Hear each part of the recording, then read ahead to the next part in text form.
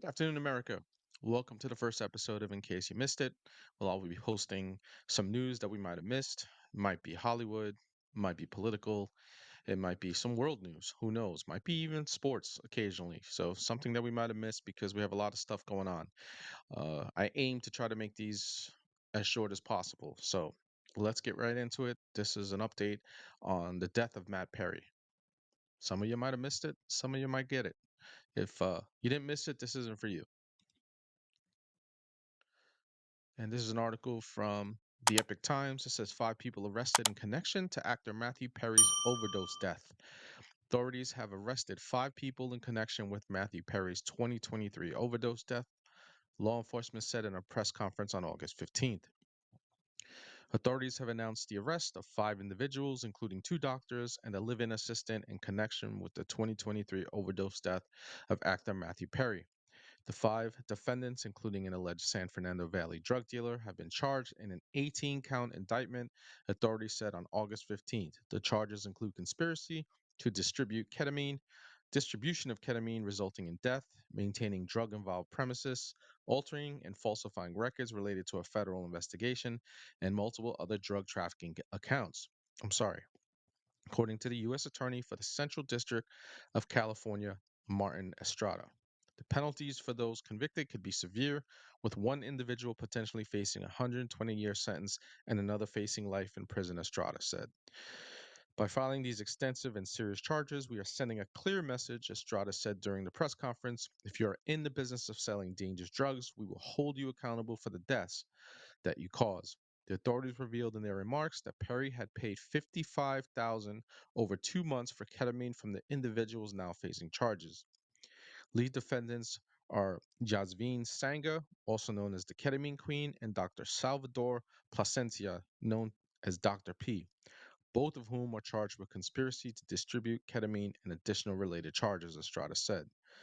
And they go on to talk a little bit more about these individuals. It says Sanga is accused of maintaining drug involved premises, possessing ketamine and methamphetamines with intent to distribute, and 5 counts of distributing ketamine.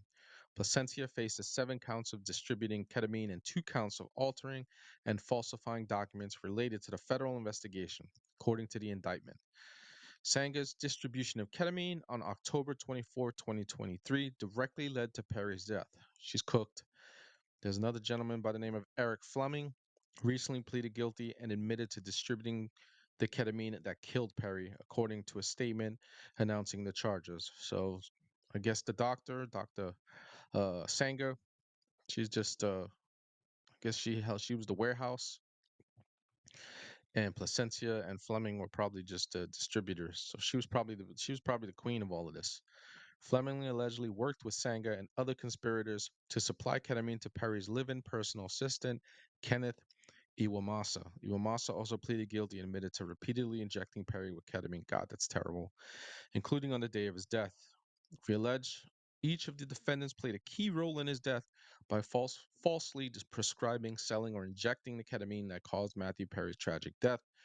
DEA Administrator Ann Milgram said in a statement, Matthew Perry's journey began with the unscrupulous doctors who abused their position of trust because they saw him as a payday to street dealers who gave him ketamine in unmarked vials. Ah, that's just terrible.